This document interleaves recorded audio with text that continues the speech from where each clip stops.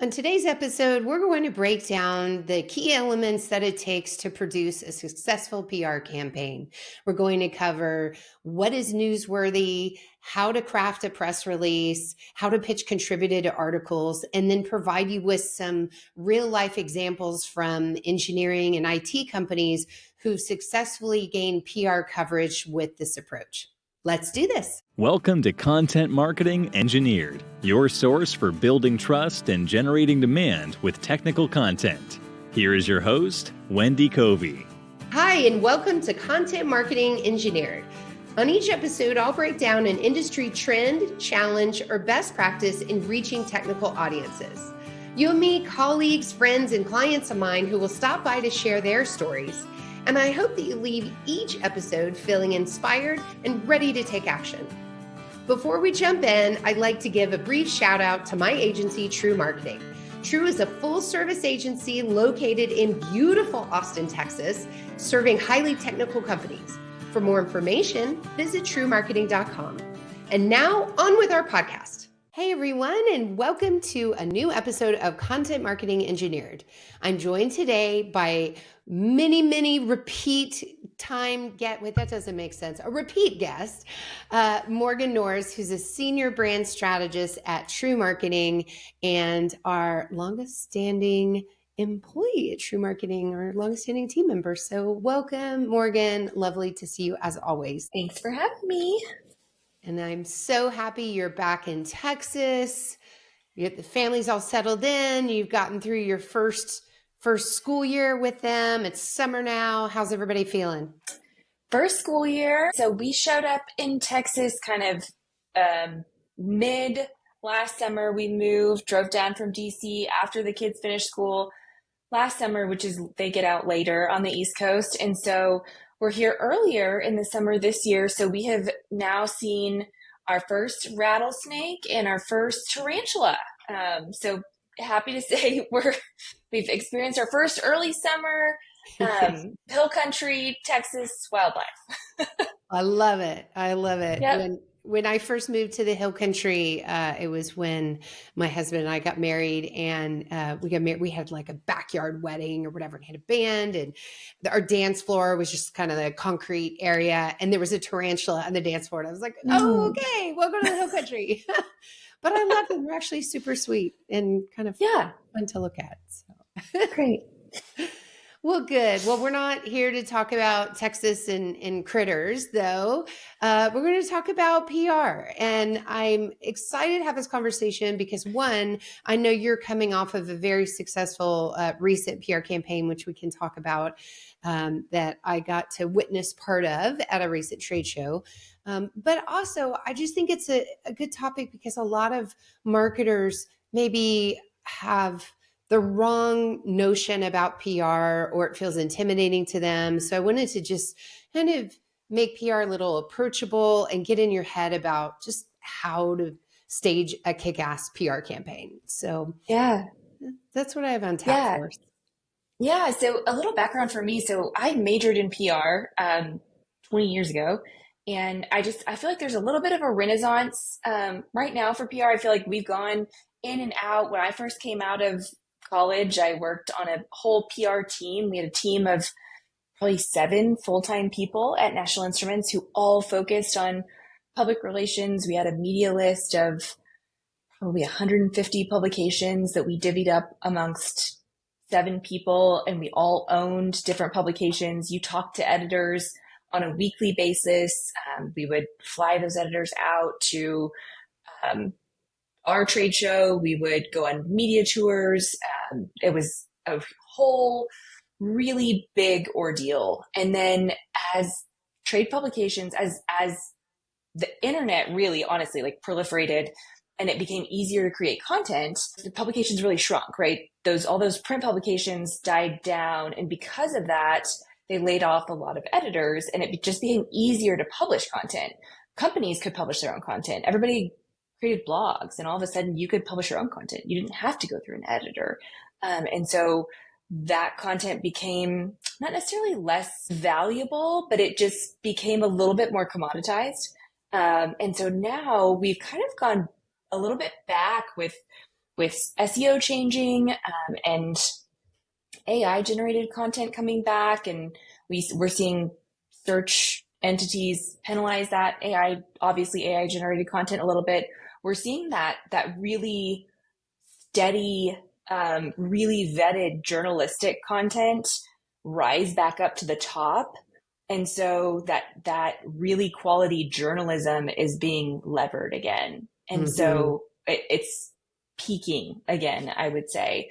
And so we're seeing really quality PR efforts be really highly valued again, which is why we're focusing on this and why people are asking right now, I think, is why this is really relevant. Yeah, it's kind of full circle back to which sources can I truly trust? Yeah. And we're also seeing evidence when you look at the State of Marketing to Engineers research report, the popularity of technical publications, both print and online, have risen and quite a bit year over year. And I think it speaks to this phenomenon that you're talking about. For sure. Yeah. So if this is where engineers are now turning more and more, what is holding marketers back, particularly in our industry in engineering and manufacturing? Yeah, I think people just don't know where to start. Like, there's an idea of, okay, we want to do PR. There's this thought of, well, we want to. Everybody sits around at a table and they might say, well, we want to be in these publications. Maybe we have some kind of ad budget, but that's it. We don't know even how to get from zero to even talking to editors, or get from zero to being featured in an article. How does that even work? How do we get there? And so there is a process of getting there, but you've also got to have the right things to talk about and the right timing, and you've got to be talking to the right people. And so there is kind of a vetted process to work through for that makes sense. And so we can kind of talk through that today, but I think people legitimately just don't know where to start. And that's when people come to us, is they're like, hey, we think we have something newsworthy. We don't want to miss out on the potential opportunity, but we don't know what to do. Yeah. Or we don't have time to do it, right? Like, we're busy getting this product out the door, or we're busy working on this customer application, but we don't want to just do it. It's just like when you host an event or you put on some big production and you like forget to take pictures of it, and you're like, I was so wrapped up in it that I didn't have time to capture the event itself. You just forget because you're caught up in it. You need somebody else to take care of that for you, because you're doing all of the pieces that go along with your expertise of it. So I think that's kind of the barrier. Yeah, makes sense. And of course, a lot of companies, big and small, don't have a 7-person or 9-person or whatever PR team. But it can be done. It can be done with smaller teams too, of course. Okay, well, let's dive into how to stage a successful PR campaign. Okay, Where do we start? Let's start with the first litmus test is what's happening. The thing that you're sitting around the table talking about is it newsworthy? So this is your first litmus test. Half the things you're talking about, they're not even newsworthy. So a lot of times you'll sit around a table with your executives and they're going, we've got to get coverage of this.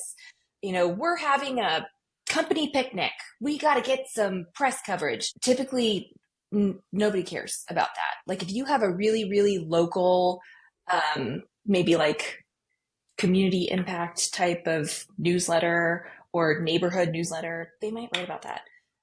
That's it. Like, no trade publication, nobody's going to write about that. So what's newsworthy is product announcements that have a true market impact. So things that are truly new, patented, proprietary, things that are actually breakthrough, that are solving some kind of long-standing problem. Those are newsworthy. Strategic partnerships or big customer wins, especially with big names that you can grab onto. So we had a client recently called Stello. They just got a Google BigQuery designation that helps with data categorization for data lakes and stuff like that. They have permission from Google to use their name in their announcement for that. That's very newsworthy, right? Use that name when you can. That strategic partnership. Any significant funding or merger or acquisition news is always newsworthy. Regulatory or compliance, because people are always, if you're a tier one supplier or anything like that, any type of those regulatory or compliance things that people are looking to check that box, that's always newsworthy. New markets that you're entering or new territories that you're expanding into, those are newsworthy. Any data-backed results. So we're working with technical companies. They love numbers. So any huge increases or customer case studies or wins where they have numbers, you've increased throughput by this much, you have decreased, costs by this much, anywhere you can say pricing or numbers like that is huge. And then any industry recognition, but only with top names, like a Forrester Award or a Gartner Award, anything like that. Any industry recognition that you paid for. Anytime you get emails, it's like, do you want to, you can get, we've named you for this award, but you've got to pay $3,000 for it. Those aren't, everybody gets those emails. Those are not newsworthy. People ask us all the time, our clients forward us things and say, what is this? Is this worth it? No, not worth it. No. Those things are all newsworthy. So you can do those. Things are not worthy. So newsworthy, minor product updates, routine hires, internal changes. If you hire a big executive from somewhere else that's going to kind of change the way your technology works or bring huge insight into your executive leadership, that's big. But internal changes, you don't need to make a big announcement. Company events, no. Kind of internal milestones, not necessarily. And then Like those awards. what would that be, like an anniversary, a company anniversary, that kind of thing? Yeah, if you can tie it, if that can be a sub headline to something bigger, right? If it's like maybe you brought in a CTO from a big name company that brings huge experience, and that's on the heels of your 10-year anniversary, or you're announcing a huge product update, and that's right at the mark of your 10-year anniversary, and this marks like the steadiness of your company and increased investment in technology. Definitely bring that up and mention it and show your longevity in the space, but it's not the headline typically, right? So that's just newsworthiness. And typically with that, you'll drop about half the topics, right, around the table. You're like, half these aren't newsworthy. So that's the first kind of litmus test there. Okay. And the next piece is it timely? So you want to think about, when you're thinking about news, just think about when you're going to announce this. So somebody will have an announcement. They're like, we want to talk about this. Well, typically people are like, we want to announce it, next week. Like, okay, well, let's think. Do we have all the materials lined up yet? Like, let's take a breath, make sure we can get everything, all our ducks in a row first.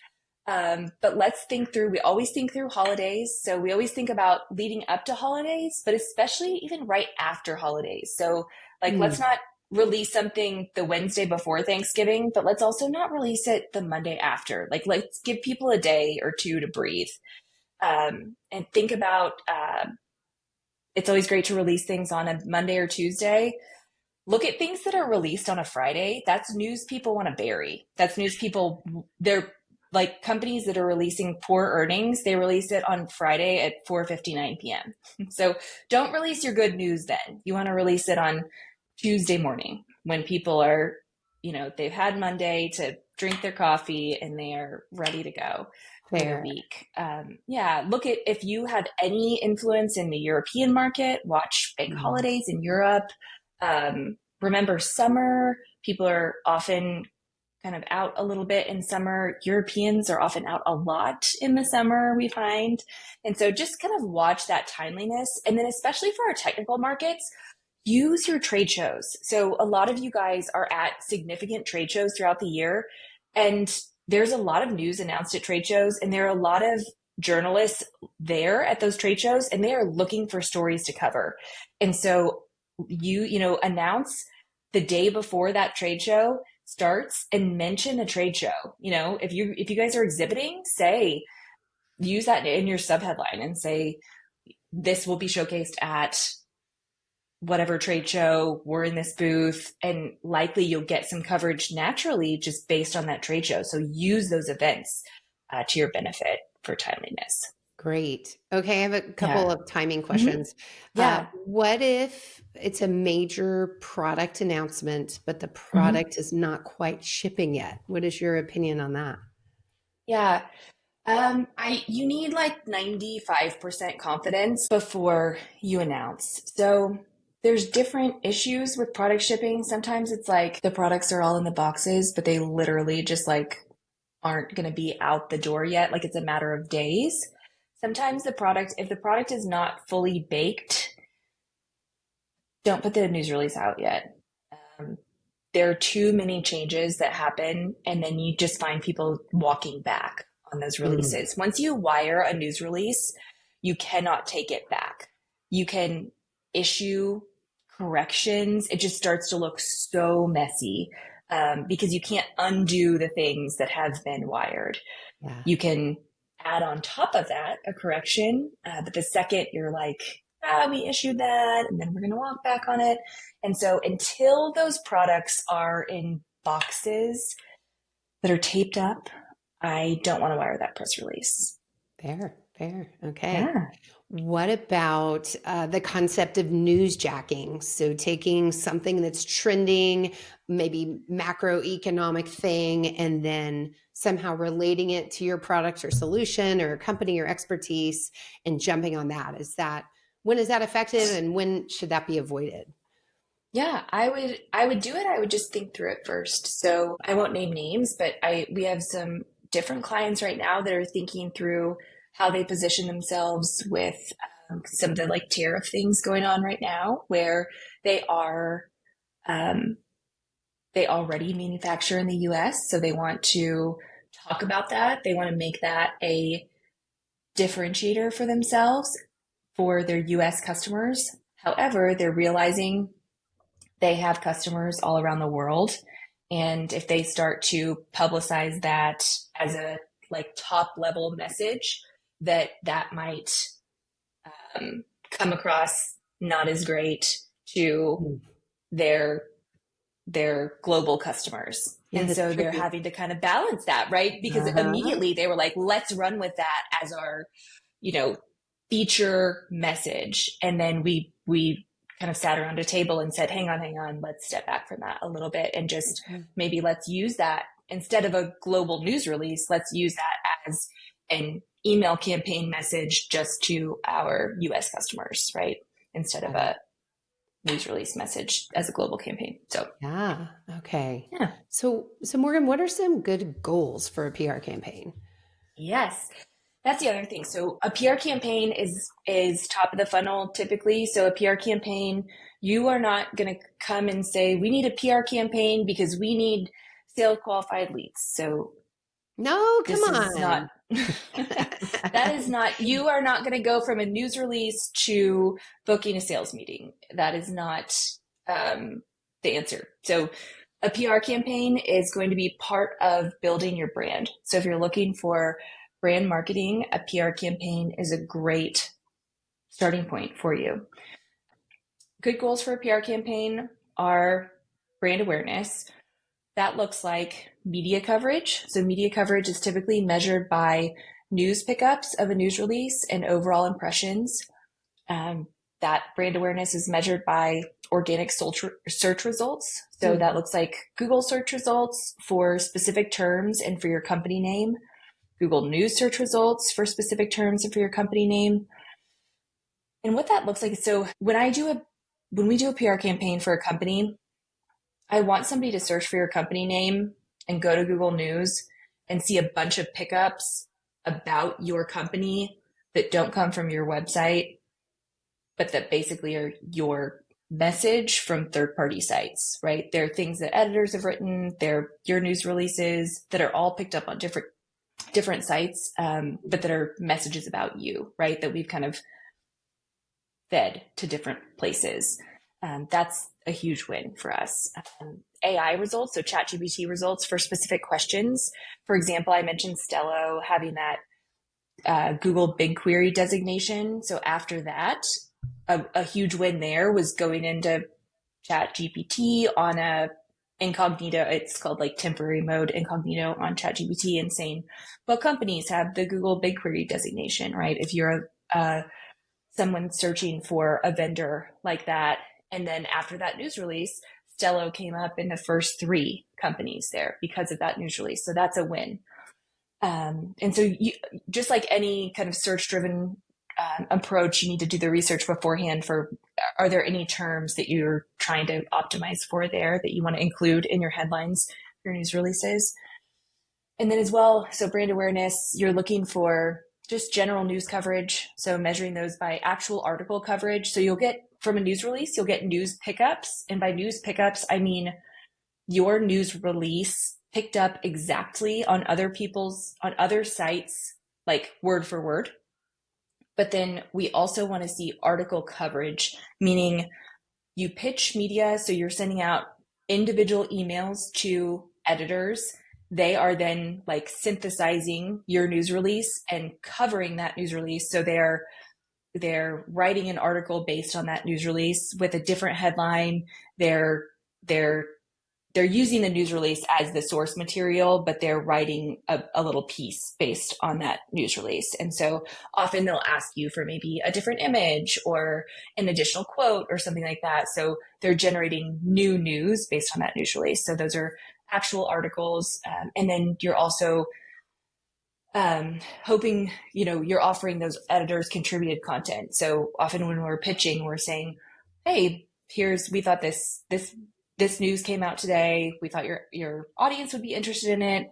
We also have subject matter experts available if you are interested in an article, that we can provide a contributed article on a topic that would include these types of things in that article. And so those are all kind of goals that would measure up to contributing to that brand awareness. And then if you've got that real timely piece and you've got a trade show in there, you're also saying, hey, if you're going to be at this trade show, we could meet at this trade show and you could meet with one of our technical leaders to talk about any of this new technology or anything you're interested in there. So those would all be goals that would have great wins if you could secure those things.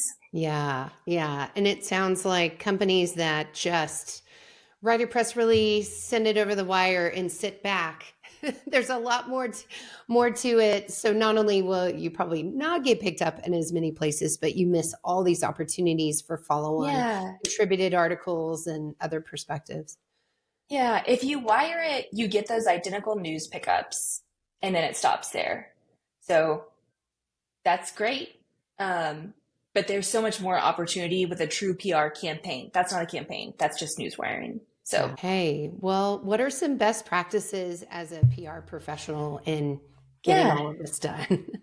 Yeah. So then from there, so that strong execution looks like going from those news releases, you take, okay, we're going to write a news release. From one news release, we often say, okay, let's take one news release. Let's commit to writing one news release a quarter, or let's write one a month to kind of create rolling thunder, linking back to the previous release. You can think about if you wanted to do a PR campaign or say, let's put some effort into this over a few months, let's do 2 news releases. So think about like a product release followed by a customer application around that release. Or maybe you release like an industry trends release. And you, as a company, you talk about, here are the things that we're seeing our customers really tend to as far as this industry goes. And then you do a product release that ties back to, we said that these things are important in the industry, and now we're putting out this product release, which of course you knew that product was coming. So you base that industry release on what that product was fulfilling. But kind of 2 news releases, each with CTAs to landing pages on your site. You link those landing pages, at the end of the release, also link them high up in the news release, and include quotes from thought leaders, include quotes from subject matter experts in those news releases, wire them using reputable newswires. We use PR Newswire, include images with those, and then build that targeted media list of 15 to 20 or 30 publications and reach out to those editors. individual emails to each of those editors. These aren't BCC'd emails. They're not CC'd emails. They're not mass email blasts. They are individual emails to each editor, referencing their publication specific to the type of content that editor writes, and telling them why you think that this specific topic relates to their readers, offering them additional images and an exclusive interview or an exclusive contributed article. And honestly, editors are so busy, they don't necessarily want a 30-minute interview with your subject matter expert. They are interested in a contributed article. If you can produce a 1,500 word, really quality contributed article that's not selling your product, but it's really offering great wisdom to their audience, they're interested in that for sure. And so if you can offer those types of things to your top publications, that typically gets a great response. And then following through with that. So when they respond and say, hey, I am interested in an article that would cover those bullet points, give me a full abstract, or yeah, I am interested in another image. Send me something and let me know if that would be exclusive to our publication, because they don't want it if you're going to send it to 3 places. They only want it if it's exclusive to them. And so being able to really follow through quickly. If you offered an interview at a trade show, you've got to be able to coordinate that like right away with that technical expert who's going to be on site at the trade show. And then you've got to turn around and offer that, that technical expert, you've got to prep them. You got to send them a briefing document that they've never met this editor. They don't know who they are. Got to give them an overview of who the editor is, what questions they might ask, what type of articles they write. And so really following through to wrap back around and close the loop on these engagements. If an editor says, yeah, I want a technical article, now we've got to get with that subject matter expert and interview them and write that article and get the draft back and close that out with the publication. And so all that turns out to a really great campaign where we had a few news releases, we had, news pickups, we had some actual articles, we had contributed articles, we had meetings at a trade show, and that all wraps together. So yeah, that's a campaign.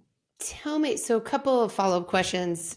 Contributed article versus press release. Sometimes I assume you skip the press release part and go straight to contributed article, or do you always recommend doing both?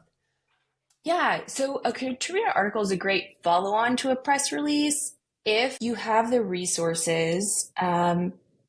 Sometimes if we have a topic that we're interested in talking about, but no product release. So a lot of times when we have a service-oriented company, there's not a lot of news. So with like system integrators, they might like win awards and stuff. And we kind of said, awards aren't super newsworthy. They don't often have they might have a customer win, but then the customers they can't name the customer. So they struggle to find news to talk about. So we often pitch contributed articles without news. Because they can talk about the types of strategies that they're using in system integration. We can pitch articles on how they're modernizing plant floor, 5 different strategies that they are seeing that plant managers have got to use to modernize operations on the plant floor. We can pitch that contributed article and it'll be a really great article, but that's not like a news release because there's no specific timely news around that, but that's a great contributed article. Okay. However, if we use that Stello Google BigQuery example, we may say Stello got this BigQuery designation, you can turn any news into a potential contributed article opportunity where we say, great, we can, if you're interested in a contributed article, we're happy to talk through or provide an article around integration best practices with Google BigQuery, because that's such a broad topic. So service companies, though, straight to contributed article is a great plan. Makes sense. Okay. Yep. And then describe your perfect SME that you work with for this. If there is such a thing, what are some traits that make a subject matter expert more effective in this process? Yeah, so they're responsive. Yeah, but Um, that's big because yeah, they're not, no, it's a good probably question. not a marketing person, unless they're a product manager. This isn't their job. So to give time to this is a big deal. It is a big deal. So different writers work different ways. Usually when I think about articles like this, we're trying to tell a story. Like we're trying to explain, not necessarily, so they typically work in like how something works. And here we're trying to sort of tell a story of um, a shift from A to B. Or so we need them to come out a little bit. We need them to zoom out from their day to day of exactly how something works and think from 2 years ago to today, or think from the start of a project to the finish of a project. And A so I radically think new when, way of doing something. yeah, I think when an SME can do that and they can just back up a little bit, it's super helpful. And usually we can get there, but sometimes it takes like 20 minutes through the conversation to get them to just like back out of their what's right in front of them on a day-to-day basis. Got it. So the more Yeah. you can set the stage up front when you're brainstorming topics and themes and kind of get that on that mindset, the better. And then, of course, with experience, I'm sure these SMEs, if they're truly going to be the designated thought leader for the company or the business line or product family, whatever it is, that they get better. They do. And you know what? Our best SMEs at clients start coming to us with ideas. Honestly, they'll come and they'll say, you know what? I was thinking about something. I think this would be a great idea for a contributed article. And they're really good. They'll be working on something with a client and they'll say, this topic has come up 5 times. This is something we should write about because people keep asking. And that when they start to bring ideas like that, it is awesome. So with all of this in mind, I mentioned at the beginning of this podcast that recently I went to the Automate trade show and Yeah. I got to meet this SME that you worked with and a company Yeah. that you launched a PR campaign for, and that was Path Robotics. So I thought it'd be fun for you to walk through what that looked like, just to give an idea of all of these principles in action.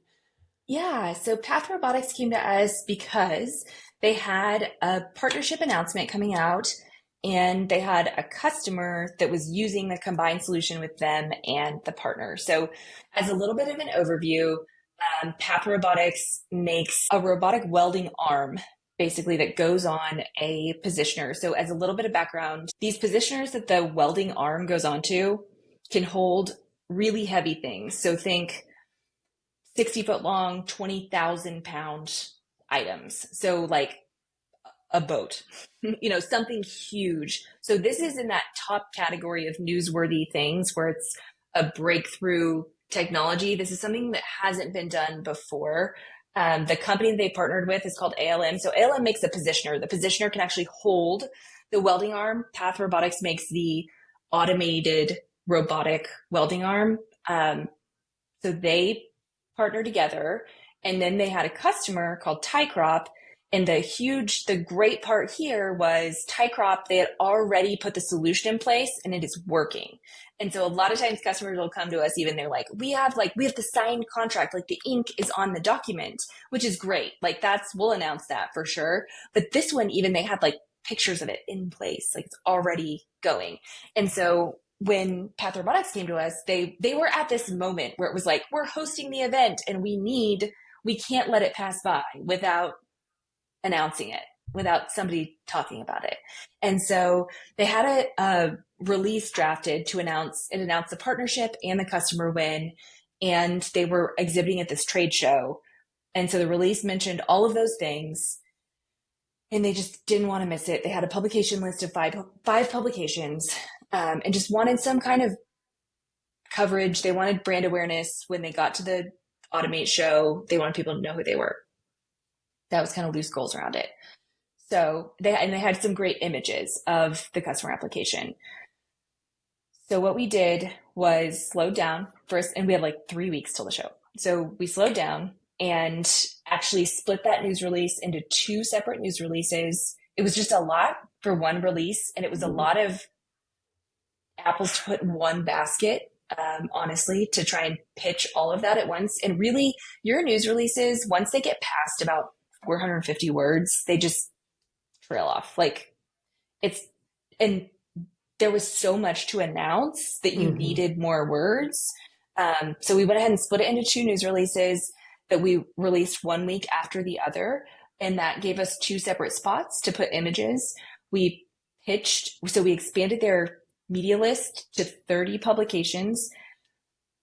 We included business press because of the partnership and because of the customer win. And that business press, we included the business press around each of the 3 companies. So both the companies in the partnership and the company, the customer win. We also added some industry press around the customer that implemented the solution that weren't in the original, because the original 5 that they had were like welding only publications. So we included like some automation and robotic type of publications and stuff like that. Great. So we wired a news release, pitched that, wired another news release the next week, pitched that. We pitched contributed content in those pitches. We pitched meetings at Automate. And with that, we had a goal of 4 to 6 media pickups, 4 to 6 like coverage articles, which we secured 7.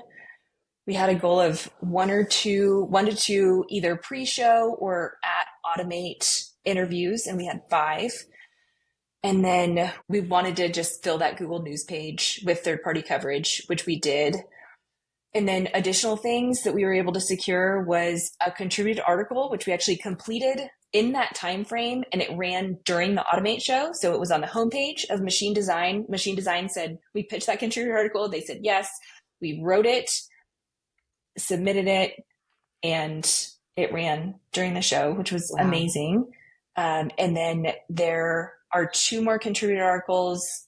There are 3 more contributed articles, 2 contributed articles that are in the works, and then 1 interview for a feature that's in the works. Anyway, so just what a difference between that and the original plan of wiring 1 news release and sending pitch emails to 5 publications. Like, 5 interviews, 1 contributed article, 2 in the works, 7 other article features. Like, that's huge that you got the brand awareness. Like, you did it.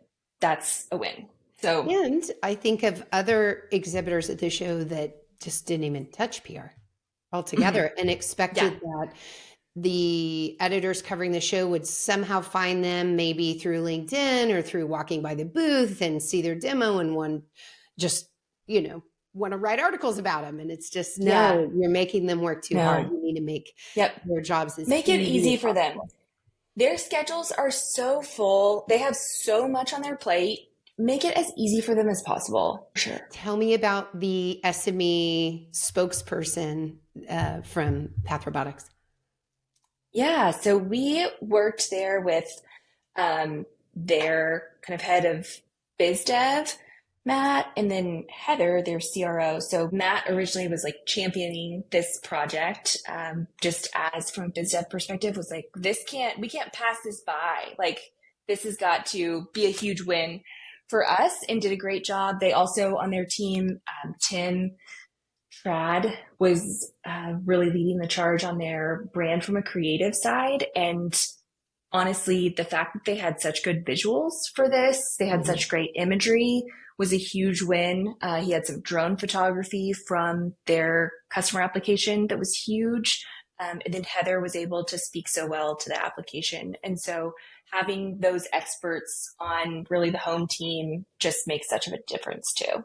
Yeah. And having briefly met her at the booth, she just seems so enthusiastic and articulate and just what a perfect spokesperson for this. So glad it worked out so well. Well, great. Well, Morgan, yes, any parting advice to marketers of one or few that are listening and they're getting inspired, but also, I don't know, maybe feeling still a little overwhelmed? What would you say? Yeah, I would be willing to put your best feet forward. Like, you don't need to go all out like this for everything, but for that one big customer win or product release that you have that's really meaningful to the market for your company. Write the release, build the media list, write the pitches, do the outreach, and make that big splash. Tie it to a trade show, like put the effort in rather than just trying to wire something and walk away from it and hope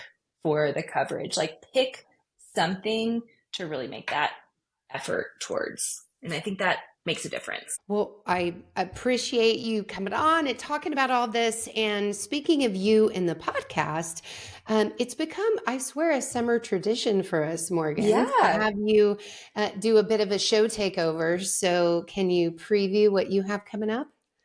Yeah, we're going to be talking more about brand marketing over the next couple weeks. So I have some experts coming on to talk about different aspects of brand marketing. So look forward to that. Yeah. And then one more plug before we go. The planning is well underway for our 2026 Industrial Marketing Summit. And the website's about to flip over to the 2026 dates. We're doing a call for presentations and a call for sponsors and revealing our new location, which is still in Austin, Texas. So be looking for that. Depending on when you're listening to this, go check out industrialmarketingsummit.com for more information. Thanks for joining me today on Content Marketing Engineered. For show notes, including links to resources, visit truemarketing.com/podcast. While there, you can subscribe to our blog and our newsletter and order a copy of my book, Content Marketing Engineered.